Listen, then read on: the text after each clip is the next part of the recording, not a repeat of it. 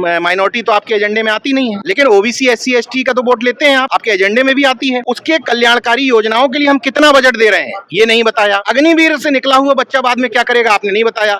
Internship करने के बाद बच्चा क्या करेगा ये आपने नहीं बताया। आप बात करते हैं कि हम विकसित भारत बनाना चाहते हैं। अगर इस देश में आज भी व्यक्ति गटर में सफाई कर रहा है, कोई सफाई कर्मी, कैसे विकसित भारत बना लोगे? उसके लिए क्या बजट का प्रावधान किया आपने? गटर में सफाई होती रहेगी और आपका भारत विकसित बन जाएगा? ये संभव नहीं है। उद्योगपतियों के दम पर ये नहीं बन पाएगा। आप जीते संविधान खतरे में बात करके, आप जीते आरक्षण की बात करके, जिस ओबीसी SC ST की बात करके, पीडीए की बात करके, दलित पिछड़ा की बात करके, संविधान खतरे में की बात करके आप आए, तो केवल इससे काम नहीं चलेगा कि संविधान बगल में दबा लिया या हाथ में ले लिया। आपको संसद में उतनी ही मुखरता के साथ वो बात करनी पड़ेगी। हिस्सेदारी असली मसला है। मुस्लिम भाइयों से भी मेरा एक कहना है कि आप इस तरह का वोटर मत बनिए कि लोग ये गलतफहमी में पड़ जाएं कि बीजेपी के अगेंस्ट ही हमें वोट कर ही जाएगा। असली बात हिस्सेदारी है। उनको भी उनके संख्या के हिसाब से हिस्सेदारी देनी पड़ेगी। चंद्रशेखर आजाद की जीत को मैं मानता हूं कि धनबल और बाहुबल के आगे कि आपकी की हुई मेहनत कभी जाया नहीं जाती। चंद्रशेखर की ये जीत पिछले 11-12 सालों की मेहनत की जीत है।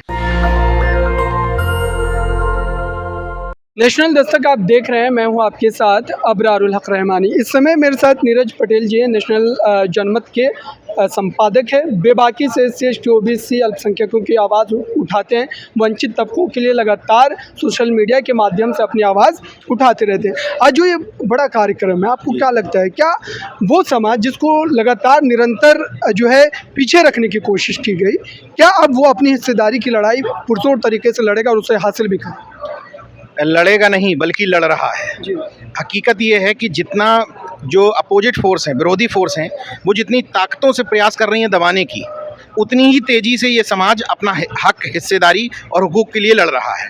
एक अंतर जो आया है, क्योंकि सीधे सीधे देखिए मैं किसी पर आरोप नहीं लगाता, लेकिन पॉलिटिशियंस को जो प्योरिटी और क्लियरिटी होनी चाहिए अपने मुद्दों को लेकर के, जैसे इलेक्शन में जिन मुद्दों को लेकर के आए थे, अफसोस के साथ कहना पड़ रहा है और इस कार्यक्रम का शायद उद्देश्य भी यही है कि संसद में वो चीज़ें उतनी मुखरता के साथ नहीं दिखाई देती हैं।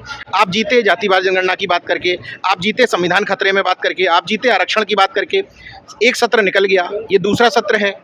तो जिस ओबीसी SC ST की बात करके, पीडीए की बात करके, दलित पिछड़ा की बात करके, संविधान खतरे में की बात करके आप आए, तो केवल इससे काम नहीं चलेगा कि संविधान बगल में दबा लिया या हाथ में ले लिया। आपको संसद में उतनी ही मुखरता के साथ वो बात करनी पड़ेगी। अपने देश में जो कल्चर है एक, वो कल्चर है अमूमन क्या है कि हम लोग बहुत जल्दी प्रभावित हो जाते हैं किसी से, व्यक्तिवाद से। तो नेताओं के हिसाब से उसके कार्यकर्ता काम करते हैं। नेता ने कह दिया कि हम संविधान खतरे में है, लोगों ने मान लिया संविधान खतरे में। हम लोग भी तो कई सालों से ये बात कह रहे थे, लेकिन पॉलिटिशियंस ने जब ये बात पकड़ी तो उसका इम्पैक्ट हुआ। तो मैं सिर्फ इतनी बात कह रहा हूँ कि इन जैसे जो कार्यक्रमों से संदेश जाता है, अगर वो आवाज़ विधानसभा और संसद में उतनी ही मुखरता के साथ उठेगी तो बहुत ज़्यादा फिर परेशानी की बात नहीं है। देखिए, मैं लगातार एक बात कहता रहा, नेशनल दस्तक भी ये बात लगातार उठाता रहा कि हिंदुत्व की बात तो अपनी जगह है, हिस्सेदारी असली मसला है। वही हिंदुत्व रहते हुए भी उसी अयोध्या में कैसे हार गए? आपने कास्ट समीकरण साधा ना, आपने समझा ना कि पीडीए का क्या मतलब है, आपने जातिवार टिकट वितरण किया, आपने मुद्दे उठाए, अपनी पिच तैयार की, तो रिजल्ट आया, इसी ईवीएम के रहते हुए रिजल्ट आया। तो रोना रोने की बजाय मेरा अपना मानना है कि जब तक आप समाधान का हिस्सा नहीं है तो आप खुद में एक समस्या बने हुए। ये जो आपने बोला कि जिस आवाज़ को उठा करके विपक्ष सत्ता में आया, तो ये किस पर आरोप है? क्या राहुल गांधी या उन जैसे बड़े नेता जिस बात को उठा रहे थे, संविधान की कसम खा रहे थे, क्या उनसे नाराज़गी? नहीं, कोई नाराज़गी नहीं। आपने मेरा परिचय एक पत्रकार के तौर पर कराया। पत्रकार के तौर पर मेरी जिम्मेदारी है कि मैं किसी के कपड़ों की तारीफ करने की बजाय, उसकी शान में कसीदे गढ़ने की बजाय आलोचना करूं। मुझे लगता है कि पत्रकारिता का पहला धर्म यही है। मैं जब पढ़ रहा था तो मुझे भी यही बताया गया, बाकी लोगों को भी बताया गया, लेकिन उसमें से आप सिलेक्ट क्या करते हैं? मैंने ये चुना कि सरकार या कोई नेता जिस बात को आपको खुद बताया आकर के, वो तो एक जानकारी हो गई, लेकिन जो छुपाने की कोशिश करे वही खबर होती है। तो मुंह से कुछ कह रहे हैं, इसको इस तौर पे मत देखिए कि मैं विपक्ष की आलोचना कर रहा हूँ। मैं इसलिए विपक्ष की आलोचना करता हूं ताकि इन लोगों से ठीक से काम करवाया जाए। अभी केवल इतने से खुश नहीं होना है कि थोड़ी सी सीटें बढ़ गई। सीटें बढ़ने से क्या हुआ? सरकार तो उन्हीं की बनी, और इतनी कम भी सीटें नहीं हुई कि बड़ा खुशी और जश्न का माहौल मनाया जाए। मैं सिर्फ बार बार कह रहा हूं कि जिन मुद्दों के बदौलत आप इतनी सीटों तक पहुंचे हैं, उन मुद्दों को सदन में भूलिएगा नहीं, और केवल सदन में बौद्धिक जुगाली के लिए नहीं कि आपने एक बार कह दिया 1-2 मिनट के लिए। उन मुद्दों को आपको असली तौर पर लड़ाई लड़नी पड़ेगी। जातिवार जनगणना को लेकर दोनों सत्रों में क्या लगा आपको कि जो स्थापित पार्टियां हैं उनने जातिवार जनगणना के मुद्दे को उतनी मजबूती के साथ उठाया जितना चुनाव में कह रहे थे? बताइए आप, क्या उतनी मजबूती के साथ किसी और मुद्दे पर वॉकआउट किया सदन से?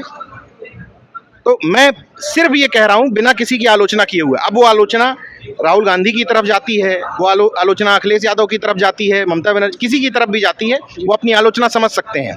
लेकिन मेरा ये काम है कि मैं इस तौर पर उनको आलोचना करूं या इस तौर पर उनको देखूं कि भाई आप जो कहते थे इलेक्शन से पहले, उसके बाद में भी कितनी दमदारी रह गई है या नहीं रह गई। मैंने अभी अपने भाषण में भी ये बात कही कि जब आप स्पष्ट तौर पर कहते हो कि धार्मिक एजेंडा इनका अयोध्या भी हार गए, आप भी कहते हो कि बद्रीनाथ भी हार गए, जब आपको पता है कि इनका धार्मिक एजेंडा नहीं चला, यानी कि जनता इतनी जागरूक हो गई है, तो आप सिद्धिविनायक मंदिर क्यों टहलते हो? ये क्या राहुल गांधी रायबरेली जाते हैं, सबसे पहले मंदिर में ही जाते हैं। तो ये एक बृहद हिंदुत्व में एक सॉफ्ट हिंदुत्व, मतलब ये जो कन्फ्यूजन वाला मामला है, जनता उसी में उलझ जाती है कि हम इस तरफ रहें कि इस तरफ रहें, क्योंकि है दोनों तरफ कन्फ्यूजन। आप क्लियर कट मंडल की पिच पर, क्लियर कट जातिवार जनगणना की पिच पर, क्लियर कट आरक्षण की पिच पर, क्लियर कट लेटेंडरी को खत्म करने की पिच पर, इन पिच पर क्यों नहीं स्पष्ट तौर पर खेल पाते हैं? जैसे अभी मुजफ्फरनगर का मुद्दा हुआ, विपक्ष ने उथला उठाया क्योंकि विपक्ष का काम है विरोध करना, लेकिन आप देखिए क्या वो दमदारी के साथ, क्या वो मुखरता के साथ विपक्ष के बड़े चेहरे कह पाते हैं क्या? राहुल गांधी से ये शिकायत भी थी मुस्लिमों की कि मुस्लिम जो लगातार उनके पक्ष में वोट करते रहे, कई वर्षों से करते रहे, उनकी लिंचिंग को लेकर या नेम प्लेट वाला मुद्दा जो आया उस पर उतनी प्रमुखता से उन्होंने आवाज़ नहीं उठाई। तो राहुल गांधी के चुप रहने, खामोश रहने के पीछे क्या बड़ी वजह? बड़ी वजह यही हो सकती है कि जो देखिए, जब आप या मैं किसी खबर को, किसी मुद्दे को अपने दिल से, जहन से उठाते हैं, एक होता है कि किसी ने खबर दे दी, आपको टेलीप्रॉम्प्टर में पढ़ देना है। जो मुद्दा हमें आपको दिल से लगता है उसको हम उतनी मुखरता के साथ बोल पाते हैं। मुझे लगता है कि इन मुद्दों को वो दिल से नहीं लेते हैं। ये समझ में आता है कि बीजेपी के अगेंस्ट ये वोटर है, ये हमें वोट करेगा ही करेगा।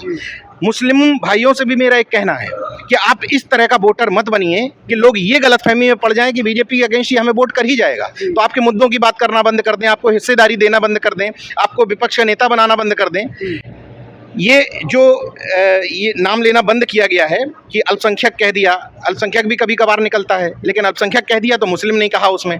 ये इसलिए हो रहा है क्योंकि एक तो ये कॉन्फिडेंस आ गया है कि इनके अगेंस्ट वोट मिल जाएगा, दूसरा लोगों ने ये समझा दिया है कि सामने हिंदुत्व की पार्टी है, उसके सामने अगर आप मुस्लिमों की बात कर दोगे तो कहीं ऐसा ना हो कि हिंदू पूरा सिमट करके उस तरफ चला जाए। जबकि आपने देखा, आपने पासी समाज को टिकट दिए, वोट मिल गया आपको, आपने कुर्मी समाज को टिकट दिया, आपको वोट मिल गया, आपने मौर्य समाज को टिकट दिया, आपको वोट मिल गया। इसका मतलब असली बात हिंदुत्व नहीं है, असली बात हिस्सेदारी है। किसी को भी हिस्सेदारी दोगे वो वोट देगा, लेकिन एक और गलतफहमी क्रिएट हो रही है इन सब चीज़ों में, खासतौर से मुस्लिम समाज के प्रति, कि तुम जाओगे कहाँ, हम तुम्हारी बात करें ना करें, तुम्हारे मुद्दे पे लड़े ना लड़ें, तुम झक मार करके इनके अगेंस्ट होकर के हमें वोट दोगे। तो कम से कम मुस्लिम वर्ग के बीच में से, या जो अपने आप को तथाकथित रूप से बुद्धिजीवी कहते हैं, उनकी तरफ से ये आवाज़ें उठनी चाहिए कि अगर किसी ने आपको विधानसभा और लोकसभा में लगातार वोट दिया है तो उसको खैरात मत समझिए, उनको भी उनके संख्या के हिसाब से हिस्सेदारी देनी पड़ेगी। सवाल मेरा ये रहेगा कि विपक्षी पार्टियों से जो सांसद जीत करके आए, चाहे वो अवधेश पासी जी हों, संजना जाटव जी हों, तो क्या समाज एकजुट हुआ है? अलग अलग हलकों में देखें, अलग अलग राज्यों में देखें, तो क्या आपको लगता है कि आप लोगों की जो लगातार मेहनत है या फिर इस कार्यक्रम में जो मेहनत की जा रही है, क्या उसका असर जो है समाज पर भी पड़ रहा है और अब समाज जो एक हो रहा है? इसका उत्तर सबसे बड़ा आप देखिए, जितनी मेहनत बीजेपी, आरएसएस और उनके तमाम अनुसांगिक संगठन चुनाव के लिए करते हैं, उतनी मेहनत विपक्ष की तरफ से नहीं थी। उतनी मेहनत नहीं थी, उतनी बूथ लेवल पे तैयारी भी नहीं थी, उतना बहुत बाद में गठबंधन हुआ उथल पुथल हो करके, लेकिन मुद्दे थे, मुद्दों के साथ में कॉम्बिनेशन था। ठीक है, कॉम्बिनेशन के अलावा सबसे महत्वपूर्ण बात थी जनता की जागरूकता। धीरे धीरे करके जनता के अंदर गुस्सा और जागरूकता जो आ रही थी, उसने इनको जिताया है। अगर ये इस गलतफहमी में हो केवल हमारे दम पर जीत गए, हमारे रैलियों के दम पर जीत गए, हमारे इनके दम पर जीत गए, अगर ऐसा होता तो वहीं तेजस्वी यादव क्यों अच्छा नहीं कर पाए? क्योंकि वहाँ पर कॉम्बिनेशन आप ठीक से नहीं बैठा पाए। मैं सीधे उनके टिकट वितरण में नहीं जाना चाहता जातिगत आधार पर, पारिवारिक आधार पर, लेकिन जब आप अलग अलग विश्लेषण करके देखेंगे तो आपको ये समझ में आ जाएगी कि तेजस्वी यादव बिहार में क्यों चुनाव हारे। समीकरण साधने में उन्होंने चूक की।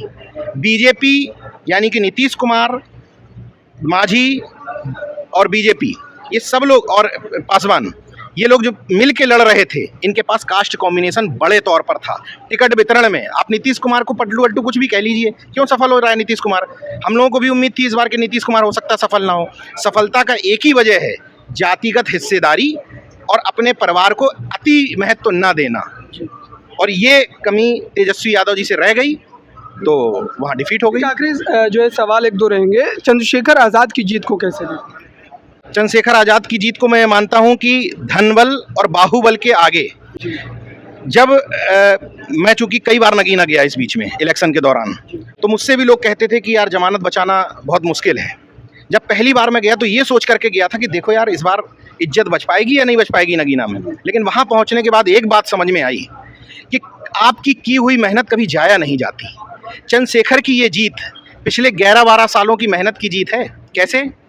जाट को मुद्दा क्या समझ में आ रहा था कि हमारी बहनों के लिए लड़ाई लड़ी, किसानों को समझ में आ रहा था हमारे किसान आंदोलन में लड़ाई लड़ी, गुर्जर को समझ में आ रहा था कि राजा प्रतिभोज मामले में हमारा साथ दिया, दलित समाज को समझ में आ रहा था, मुस्लिम समाज को सीए एनआरसी से लेकर तमाम मुद्दे समझ में आ रहे थे। तो ये अचानक से जीत नहीं थी, ये तमाम उन लोगों को संदेश भी है जो नई राजनीति करना चाहते हैं कि केवल अचानक से आकर के आप चुनाव नहीं जीत सकते। अचानक से आकर के अगर नहीं जीत सकते हैं फिर आप किसी पार्टी के गुलाम बनिए, लेकिन आज़ाद रह करके, मुक्त होकर के, समाज की बात करते हुए अगर इलेक्शन जीतना चाहते हैं, समाज के बीच में रहना चाहते हैं, तो पहली चीज़ तो ये मन से निकाल दो कि हम कौन से नंबर वाला चुनाव जीतेंगे, पहला कि दूसरा कि तीसरा। आप भिड़े रहो समाज में।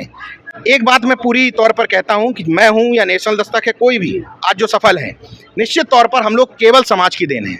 ना हमारे पास कोई कॉर्पोरेट सपोर्ट है, ना किसी नेता का, ना किसी पार्टी का सपोर्ट है। अगर हम लोग सफल हो सकते हैं, चंद्रशेखर आजाद जैसा नेता सफल हो सकता है, राजकुमार रौत जैसे नेता सफल हो सकते हैं, पप्पू यादव निर्दलीय सांसद हो सकते हैं, इसका मतलब जनता इतनी मूर्ख नहीं है जितना बताया जाता है। जनता के अंदर समझदारी है, बशर्ते आप आगे तो आइए, नेतृत्व करने के लिए तैयार तो होइए। जनता आपको जिता करके संसद में भेजती है।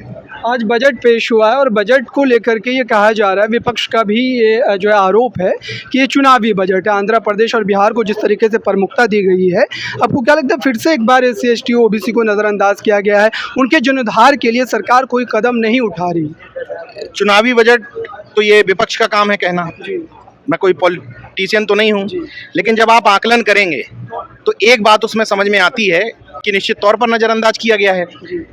एक बहुत बड़ा, जैसे आपने जेंडर वाइज बताया कि हमने महिलाओं को इतना दिया, पुरुष को इतना दिया, जेंडर का विभेद किया ना, तो वर्ग विभेद क्यों नहीं किया?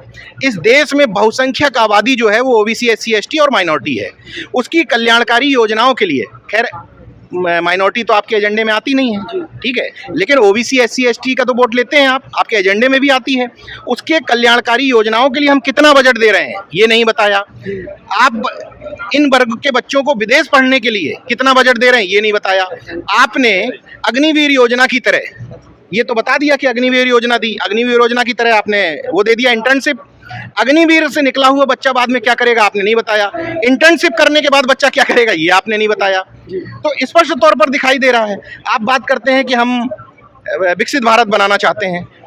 अगर इस देश में आज भी व्यक्ति गटर में सफाई कर रहा है, कोई सफाई कर्मी, कैसे विकसित भारत बना लोगे? उसके लिए क्या बजट का प्रावधान किया आपने?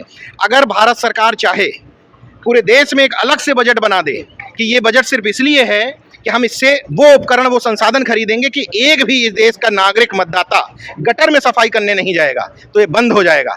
गटर में सफाई होती रहेगी और आपका भारत विकसित बन जाएगा, ये संभव नहीं है। उद्योगपतियों के दम पर ये नहीं बन पाएगा। चलिए, बहुत बहुत शुक्रिया इस पूरी बातचीत के लिए। तो ये तमाम मुद्दे थे जिन पर मैंने वो सवाल पूछा और ये समझने की कोशिश की कि आखिरकार समाज के भीतर जो जागरूकता पैदा हो रही है, क्या इससे सत्ता पक्ष जो है वो अब और भी ज़्यादा जो है परेशानी में मुब्तला होने वाला है। चूँकि SC ST OBC अल्पसंख्यक अब जाग रहा है, अपने अधिकारों की लड़ाई निरंतर वो लड़ रहा है और सरकार को झुकने पर मजबूर भी कर रहा है। इस पूरी बातचीत पर आपकी क्या प्रतिक्रिया है कमेंट बॉक्स में ज़रूर बताइए। कैमरामैन आशीष के साथ मैं अबरारुल हक रहमानी, नेशनल दस्तक के लिए। नेशनल दस्तक की आपसे गुजारिश है कि अगर इसको बचाना चाहते हैं तो नेशनल दस्तक को सब्सक्राइब करने के लिए रेड कलर के सब्सक्राइब बटन को दबाएं, फिर बेल आइकन की घंटी दबाएं, नेशनल दस्तक को बचाने के लिए बहुत जरूरी है कि हर खबर को शेयर करें, लाइक करें, कमेंट जरूर करें।